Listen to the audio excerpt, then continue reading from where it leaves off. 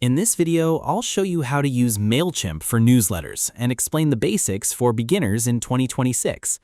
Mailchimp is one of the easiest platforms for creating and sending professional newsletters.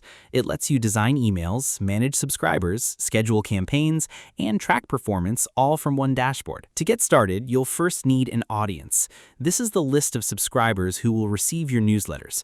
You can add contacts manually, import them from a file, or collect new subscribers through sign-up forms. Once your audience is ready, you can create a newsletter using Mailchimp's drag-and-drop email builder.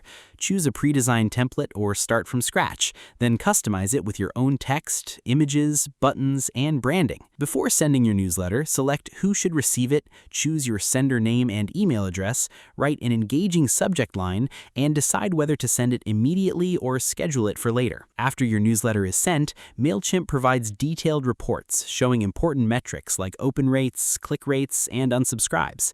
These insights help you understand what your audience enjoys and improve future newsletters. If you want step-by-step tutorials for any of these features, be sure to check out our channel. We have detailed guides covering everything from creating newsletters and managing audiences to automations, templates, and analytics. And that's how you can use Mailchimp for newsletters in 2026.